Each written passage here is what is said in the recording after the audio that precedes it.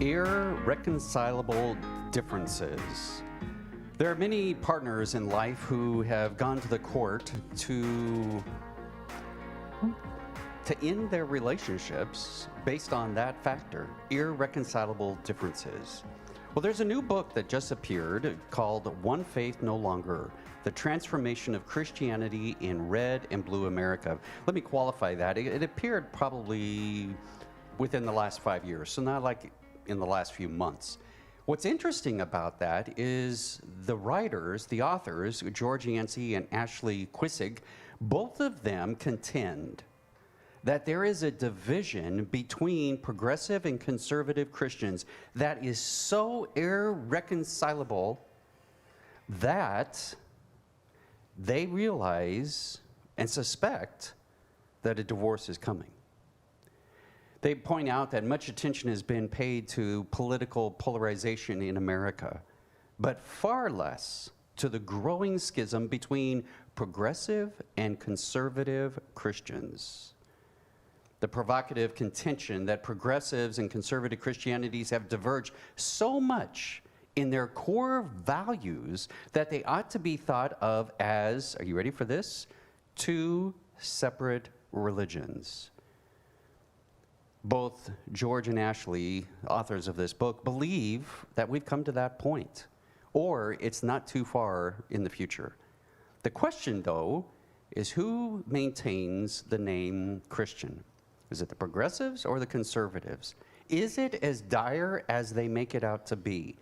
That's the area that we're going to be looking at today. Progressive Christians and conservative Christians.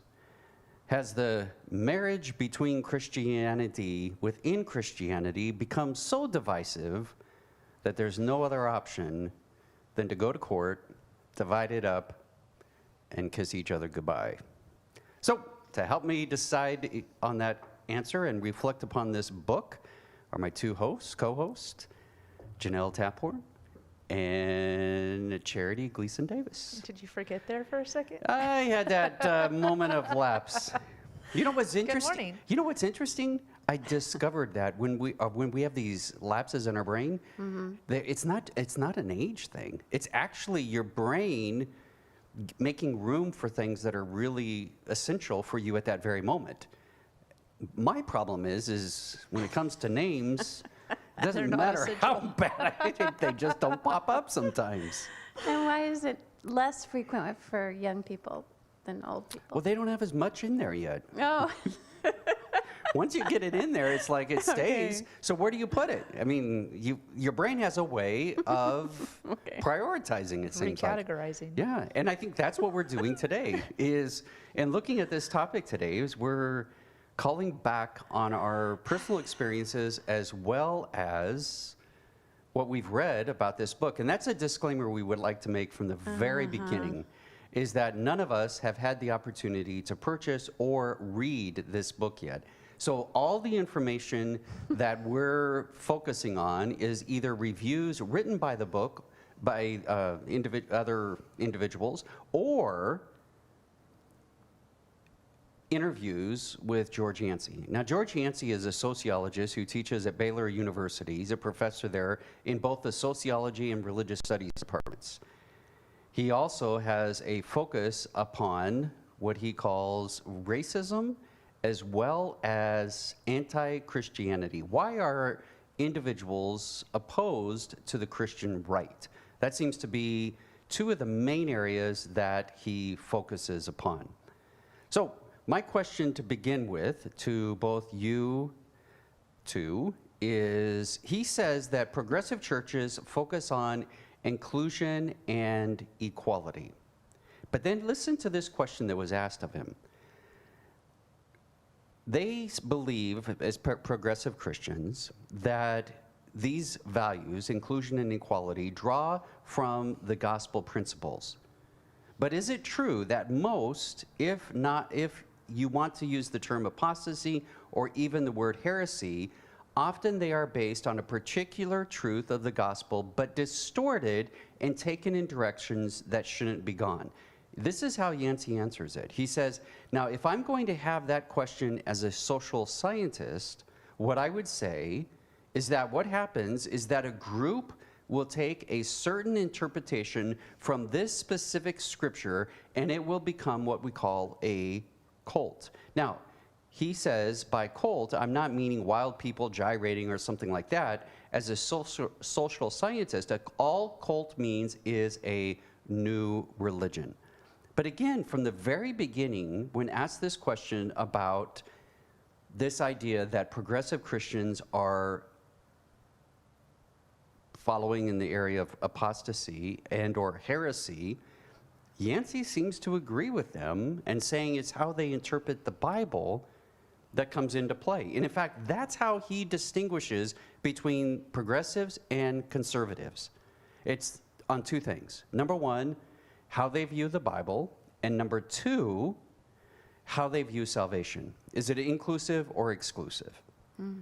And he would say the conservatives believe that the Bible is infallible, and then they also are exclusive in that the only way to be saved is through Jesus Christ and Christianity.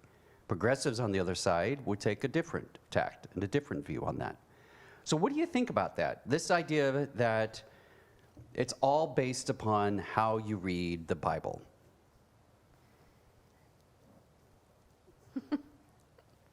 Well, my first thought is that the progressives are closely niched with political orthodoxy, or that's what they're all about, is social justice and political issues, right? I don't know.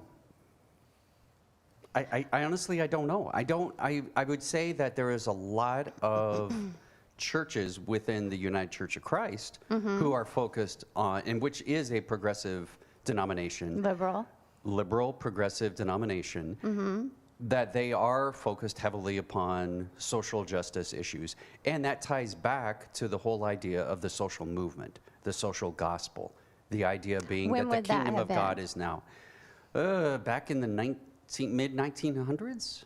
Okay, so it wasn't Jesus' time. No. Well, that depends again. That depends how you read. It depends how you read the Bible. I found in my research an article, and one of the quotes is that progressive wing is not new. It actually began with Jesus. Jesus was the progressive wing. He was the one that fought against the standard, foundational religion of the time, and he, ate with taxpayers and supported the adulteress and pointed out you're not without sin. Her sin is different. But so in an article by Ruth Terry from December of 2019, so this isn't anything necessarily new. While conservative evangelicalism tends to focus on sin, repentance, and salvation, the left identify Christ's radical love and inclusion for marginalized people as the focus of their faith. So I think that, yeah, social justice is the external action that is tied to the belief that people are equal and that we need to love and include people on the margins like Jesus did. Yeah, and again, it goes back to this idea of how you view the Bible and how you read the Bible. If you see the Bible as focusing primarily upon salvation, and especially if you put a heavy emphasis upon Paul, you'll get that idea. Yeah. Then you're going to get this focus upon individuality and a person's salvation. Okay. On the other side, yeah, what are the progressives' view on salvation? My understanding would be based upon the idea that Jesus says that the kingdom of God is not only in the future, but it is also in the present. And the way that we live our life now, the way that we treat people now, as you mentioned, Charity, that is of significance.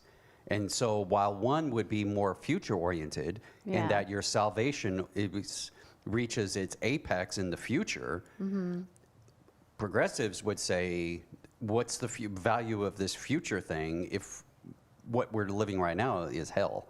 And they look at texts such as when Jesus tells the parable and he divides people, and basically it's based upon how did you treat those that are marginalized in society. So salvation is now.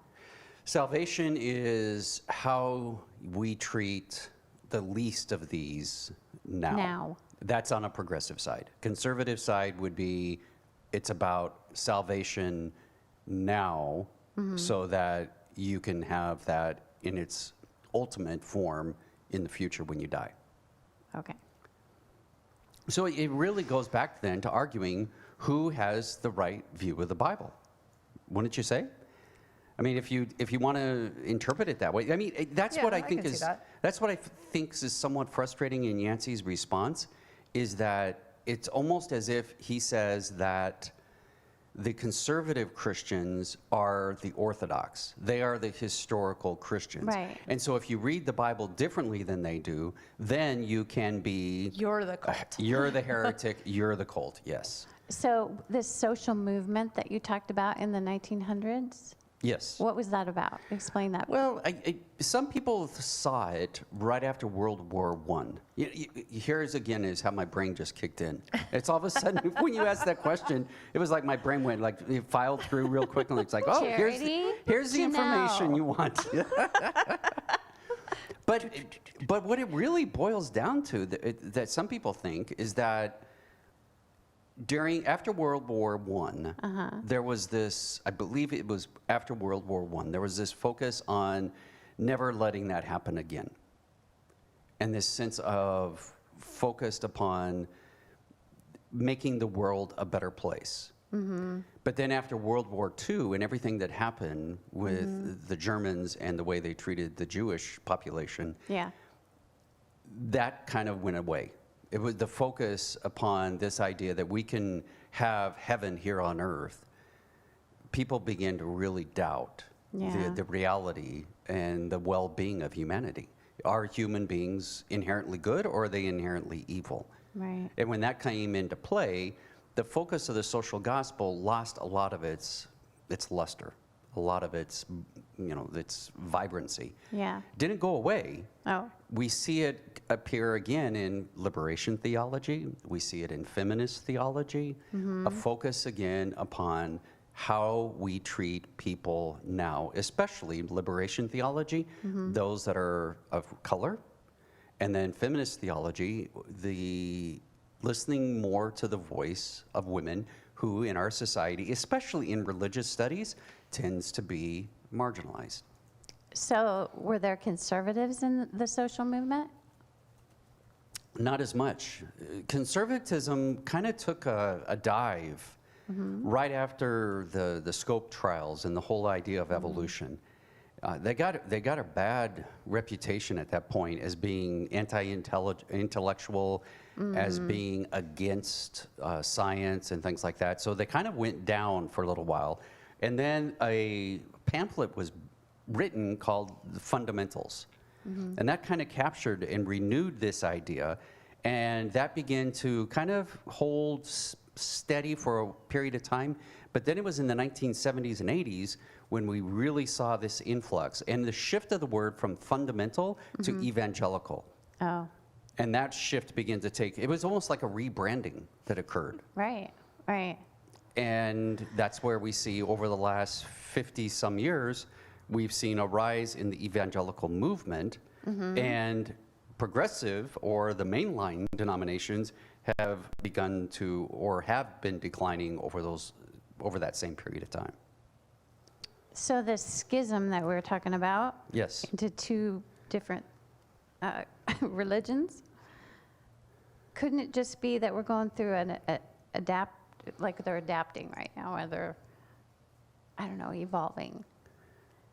Well, I think what they're Like Yancey's making a point that it's black and white, this side against this side. right. Yes. Well, Yancey's, core, when you read about Yancey, he even says about himself on his own website that he focuses in and studies specifically anti-Christian views. Yes. So he is somewhat biased to, those people that are actively seeking to discredit the evangelical church. Yeah, and I think there's now people can decide if it warrants merit or not, but I think there are individuals who believe that the media has given the conservative Christian a harder time than it has the progressive. Depends on which media you're watching. Yeah, right? Well, and that's a good point, because conservative Christians have learned how to get out there in the media. Oh, yeah. Compare that to the progressive side of Christianity, no. Yeah, But the not as well. conservative Christians, They figured it out. they know how to get their name out there, their There's causes no out Jerry there. Falwells in the progressive. Correct. Yeah. Yep. And Catalog. so you, yeah, and so you see. Or James Dobson. Right. Yeah. I mean, Right. you even within progressive Christianity, the names that stand out, like Spong, Borg, Crossan. Yeah. Spong just recently died. Which one? I think Borg died. Yeah. I'm not think sure, so. but I I'm not believe he sure. died. So those were older individuals. And so there isn't a lot of prominent names Yeah, that are rising yeah. up that you would see within the evangelical community.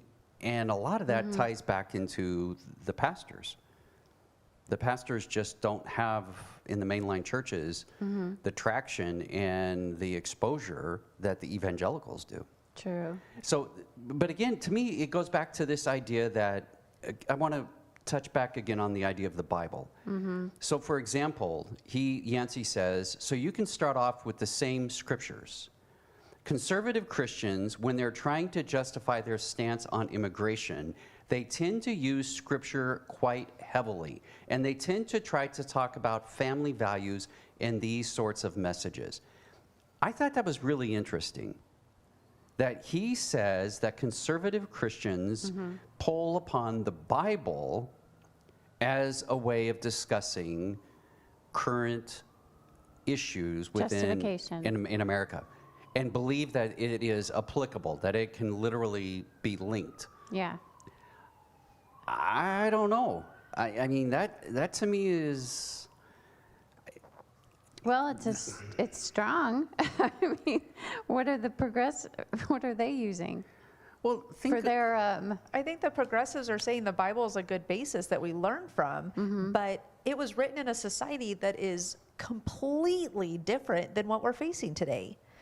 And so we can take lessons from it, but if we're trying to force our current society back into that society Yeah. as like, how do you even say this rule that was applicable in biblical times is still applicable now? It may be a version of it and an Yeah. idea of it, but to try to make it the exact version when that is not what we have today. Right. We have a global society today, whereas Right. then, like, it was very, sectionalized. They didn't even know about Native America, or Americas at that point. The whole biblical thing, there was this whole view, this whole world that they didn't even know existed. Right. Whereas now we have such a different view on things, and I think it's just so weird to try to like force us into this like box. biblical box when Right. that's not our society anymore. See, Yancey says that progressive Christians did not use scripture very much at all. And then he goes on, and these are progressive Christians. I'm not talking about secular progressives. I think that, are there some progressive Christians that tend to minimize the Bible and just kind of give a head nod to it? Yes. Yes. However, some of the scholarship that is currently and over the last decades that has made a significant impact upon the Bible is from progressive Christians. Individuals who have rethought their concept of God, how they read the Bible, when they use science, when they use information coming from new information from archaeology, Yeah. from now they're using sociology, psychology, all those different forms of disciplines. Yeah. They're using those to inform them when they read the Bible. So to me, to argue that the progressive Christian is not using the Bible, I think is a big blanket to throw over a group of people. I agree. Yeah, but maybe they okay, so the secularists, wouldn't they feel better about the progressive end then, or their stance? So The Bible, it can get messy. Yes. And the evangelicals, you know, with the guilt and the sin and all that, Well, I think maybe they're not broadcasting as loudly that we're actually talking about the Bible. Do you know what I mean? Well, I think it goes kind of back to, I think we've talked about here before, the concern that people are not willing to take information and change their viewpoint. And I feel like the progressive side, they take new information. There is not a lot of archaeological evidence to support what happened in the Bible as a historical book. Right. There's not archaeological evidence of an entire nation traveling through the deserts in Egypt. Right. And so the progressive side is taking that new information we have, that new science that we have. We have access to scientific information that the biblical times did not have, and saying, oh, I need to reevaluate how I view this based on new information. They're not just saying, oh, I feel like changing my viewpoint.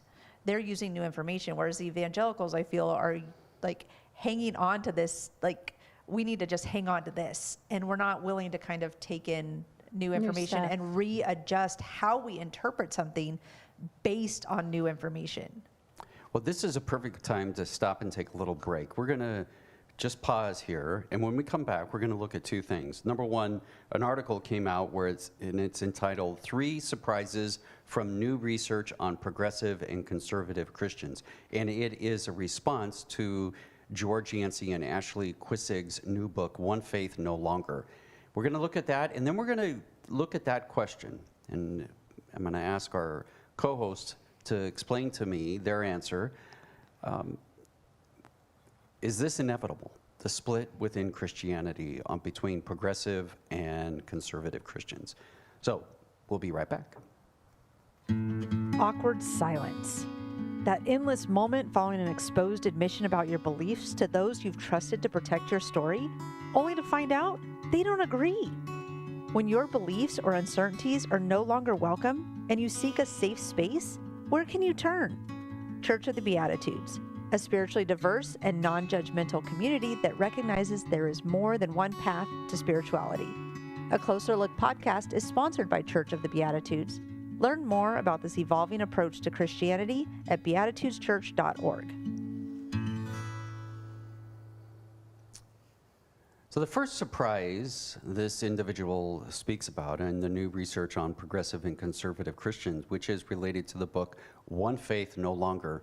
The first surprise, he says, are progressive Christians are more likely to establish their identity through politics, while conservative Christians find their identity in theology. And then he says, in distinguishing between what is the in-group and what is the out-group, progressive Christians emphasize political values, where conservative Christians emphasize theological values. Agree or disagree? Do progressives establish their identity through politics and conservative Christians through theology? I think it's a yes and no. Yeah. So I think it's a symptom rather than the cause. Explain. So, excuse me. I think that it is how the core values are expressed and how they find ways to identify how you match up with my core values. Democrats, yes, or progressives kind of will say, as a Democrat, or do you vote Democrat because those ways kind of align with those values of humanity. If you vote Republican, you are voting, for example, Trump and how he treats women. If you voted for Trump, you're telling me that you don't value women because that was a key piece of who he was. A lot of people, Charity, a lot of people say they voted for Trump, evangelicals, for 2 reasons. And the biggest reason is the Supreme Court. And so Right, and we have a person who is a proven person who has committed sexual assault on multiple occasions sitting on the Supreme Court. And also a person who this last week said, a woman who said, a rapist actually cares about you in this argument against, in the abortion case with Texas. So, yeah, I get that. But The Supreme Court justices in there are people that represent those values. Right, but the evangelicals would say to you, not all, but there are some evangelicals who would say to you, look, we don't approve of the behavior of Donald Trump, our president. They didn't vote for him because they approve of that. The reason they voted for him was because of one of their strong values that they believe is tied back into the Bible is, for example, abortion, and they wanted a president who would appoint conservative judges to overturn Roe versus Wade. And I'm not saying I disagree with that, but by voting for that, you're telling me you don't value a woman's rights, her right to choose and right to control her own body. So that for me is some way that I am able to tell externally what your values are. Yeah. Not that I care actually about how you lean politically or how you vote, but it is a way for me to measure that. And I think it goes the other way too. On the conservative side, yes, it's a theology. So they can ask someone, what is your theology? And that is the way they measure whether or not they're on the same wavelength. Right. So I think using theology or politics as a way to identify or sort through, it's just a tool to measure whether or not our values are the same. Whereas I think the actual thing is that we're trying to find a way to see if our values match up. Well, for example, one of the things he says is that progressive Christians tend to be more accepting of groups that are traditionally politically progressive, such as Muslims and atheists, than they are of conservative Christians. And in the interviews that they did with George Yancey, he seems to say this in every interview that I found with him. He emphasizes that progressive Christians are more anti-conservative Christians than they are other groups that will align with them politically. Well, I think we need to discuss the fact that a lot of reason why progressive Christians are progressive Christians is because of the damage that the conservative Christian church did to them.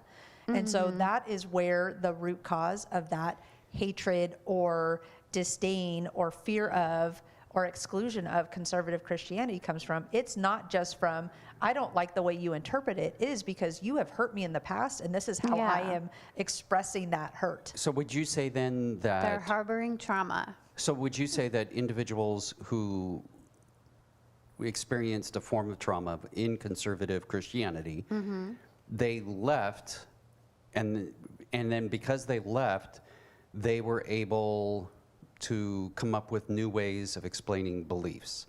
See, I think progressive Christianity, and this is where I differ from Yancey. I think progressive Christianity is rooted as much in the Bible as conservative Christianity.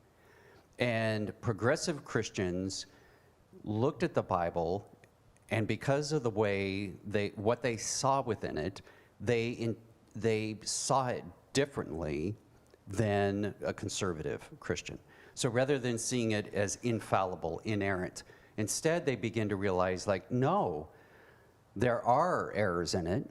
There are things in there that are not true. They weren't leveraging it. Yes, and because of that, their view of God, when your view of the Bible changes, then your view of God changes. Right. And when your view of God changes, then the view of humanity changes. Yeah. So instead of seeing human beings as inherently evil with original sin, progressive Christians would say that Human beings have inherent value. yes, and they also would bring in evolution into that question. So I think that's what's interesting, is that progressive Christians became a haven for those individuals that you described. Yes, I agree with that. But I think when you start talking about this disdain for conservatives from progressives, I don't think it comes from a place of we disagree. I think it comes from a place of hurt and trauma. And so for him to highlight it without bringing that piece into it, which I think is the root cause for that disdain, it's not we disagree. And so I think I think he's trying to use one argument in the wrong place. Like, it doesn't fit there. Yeah. Yep. But is every progressive a former No. No. trauma sufferer, No, victim? I mean, if you look at some of the more progressive denominations, there are individuals who grew up Methodist, Presbyterians, Episcopals, Yeah. UCC. UCC. Yeah. They grew up in that denomination. There are definitely people that have been progressive from day one. Right. And however, conservative Christianity has become a haven for those individuals who have faced trauma from non-religious sources Right. and need a source of power in their life, something that will give them a sense of control, that in a world where they feel like everything is out of control and what they've turned to in the past, as in other forms of addiction, is no longer working. That's when a higher power or when a God comes into the equation. Right.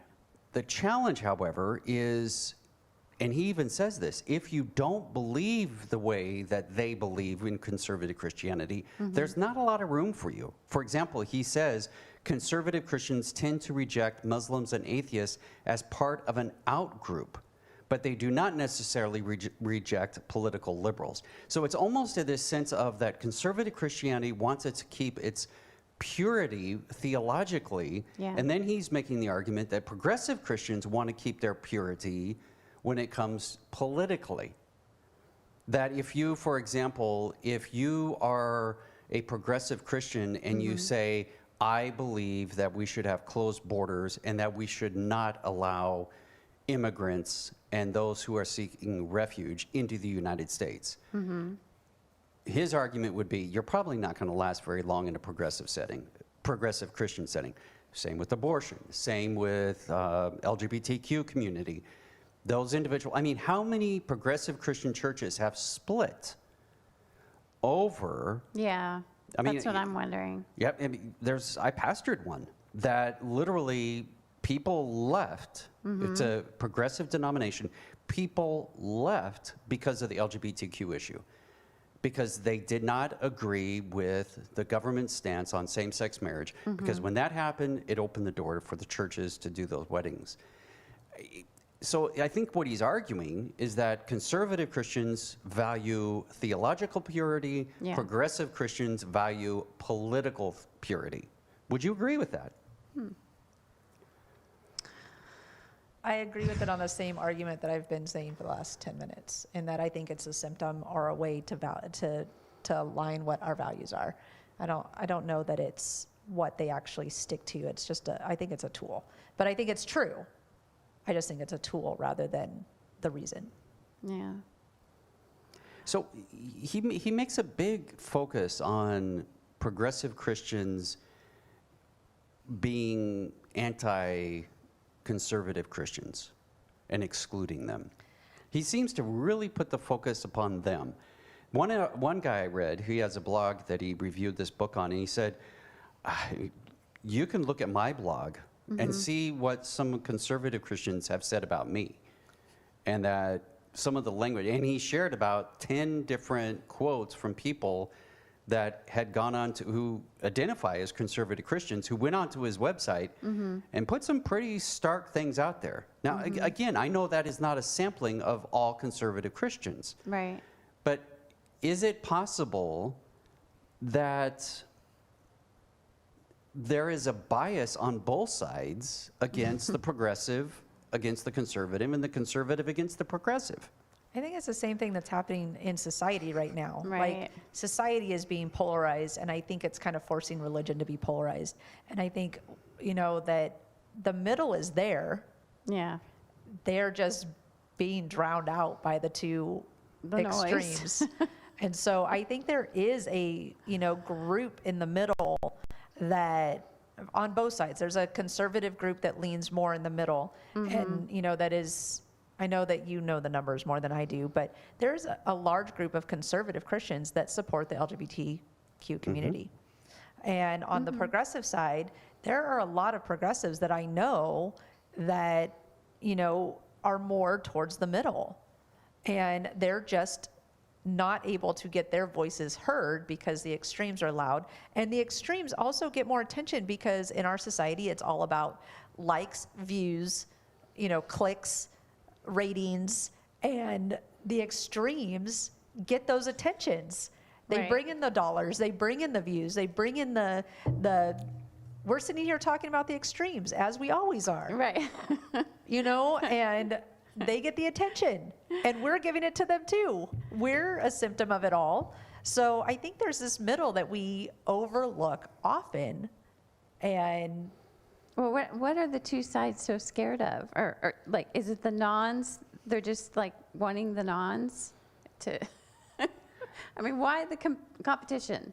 Well, I don't know if there's a competition as much as it is, according to what my understanding of the little I've read on this, is that there is two different values. Mm-hmm. That what a conservative Christian values and what a progressive Christian values, they Are just are different. just irreconcilable.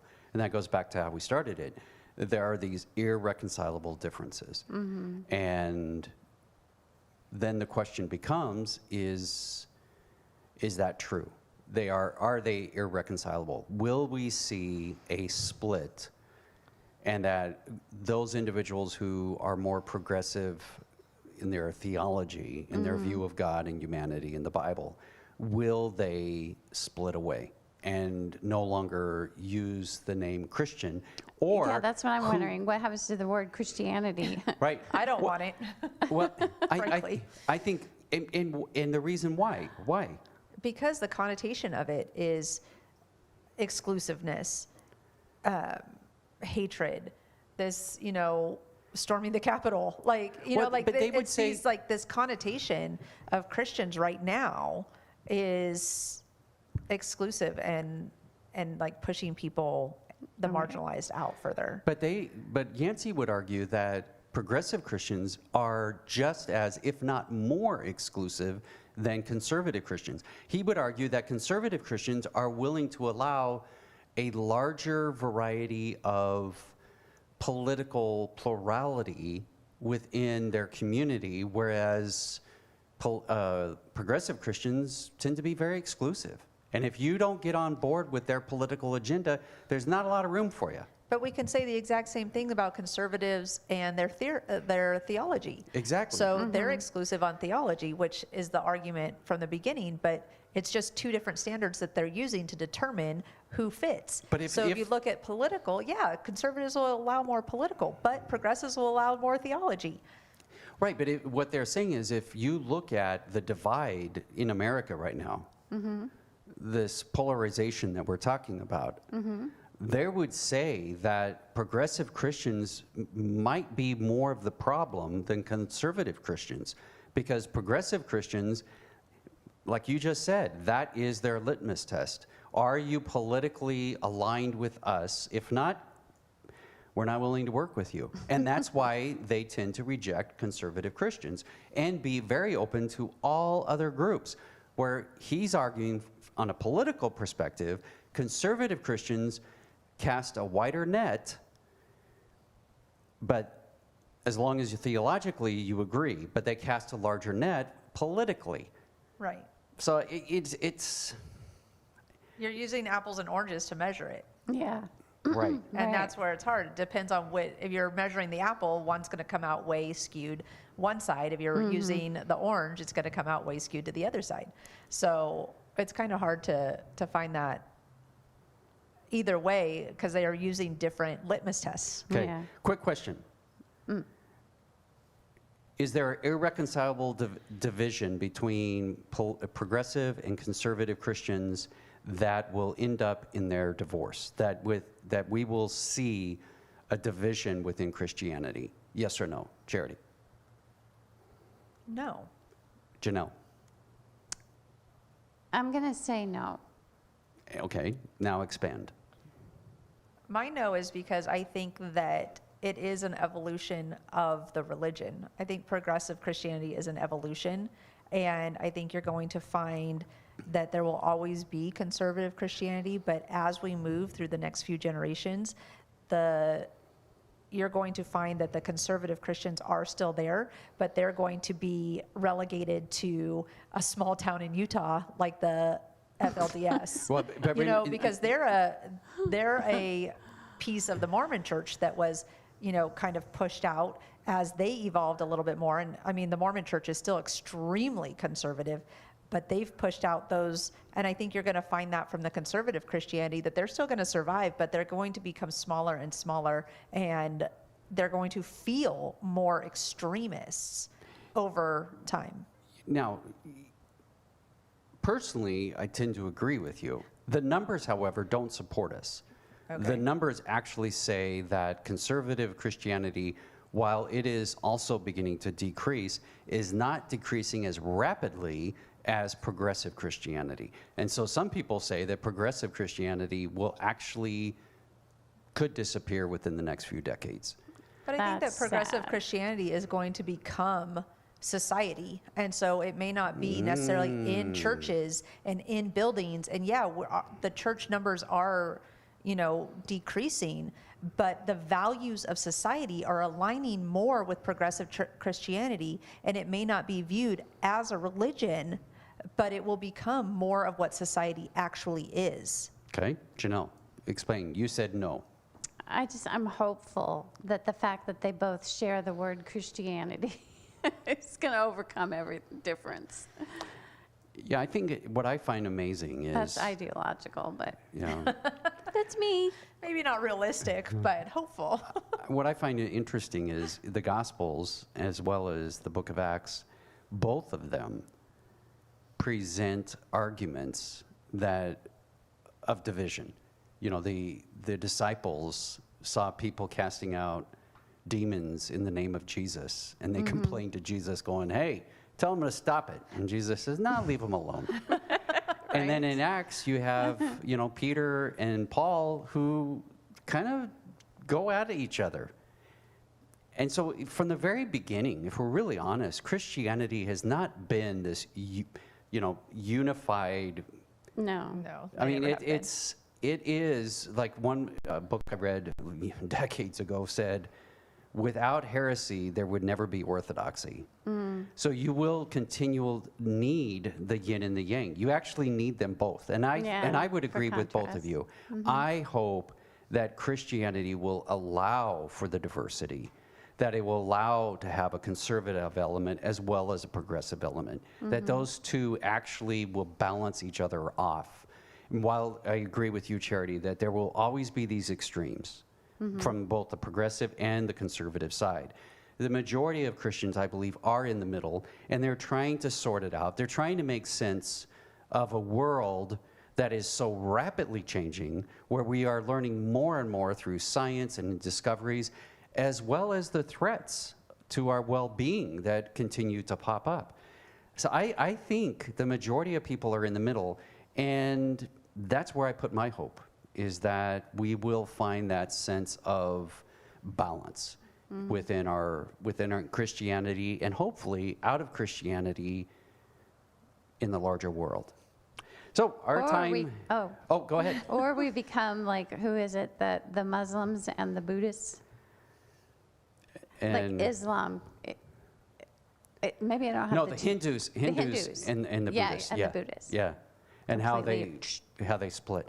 Right. Well, all you have to do is But that look took years. all you have to do is look at within Christianity and look at all the different denominations. Yeah. Oh, And yeah. all of those were splits that took place for a variety of That's true. reasons. So perhaps we will be able to continue to appreciate the diversity,